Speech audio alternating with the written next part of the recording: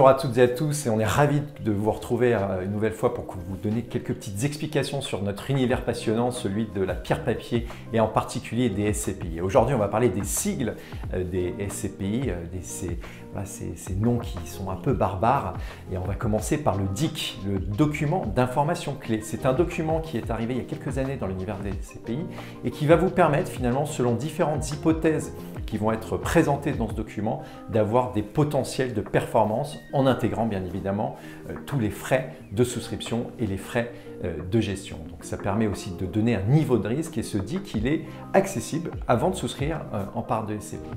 On a également le PGE, donc PGE c'est les provisions pour gros entretiens. Avant on appelait ça les provisions pour grosses réparations, mais depuis qu'il y a les PGE, eh bien, on a une obligation, finalement le gérant a une obligation de faire un plan pluriannuel de travaux pour finalement estimer quels vont être les travaux de gros entretiens sur le bâtiment et les passer en provision bien évidemment pour faire en sorte que quelque part on ait quelque chose qui soit le plus proche possible de la réalité d'un immobilier qui sera amélioré au fil du temps. On a également le taux de distribution qui a été modifié. Alors auparavant ça s'appelait le taux de distribution sur valeur de marché. Le taux de distribution, ça vous permet finalement de mesurer la performance de la SCPI.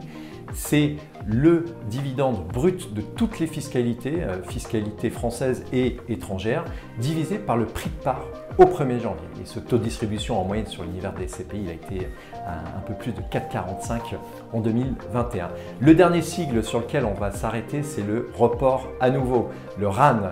Eh bien, ce report à nouveau, finalement, ce sont les réserves de la SCPI. Certains gérants décident de distribuer en totalité les réserves, le résultat de la SCPI. Donc, si vous avez un résultat de 100, eh bien, le gérant va vous distribuer 100 brut de fiscalité.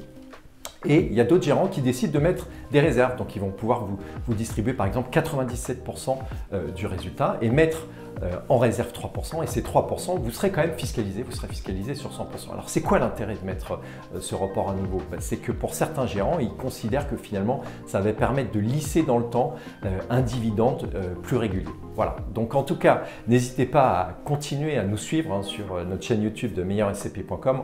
À chaque fois, on est ravis de pouvoir vous présenter des nouvelles idées et vous apporter un éclairage et de la pédagogie financière parce que c'est important. À bientôt sur meilleurscp.com.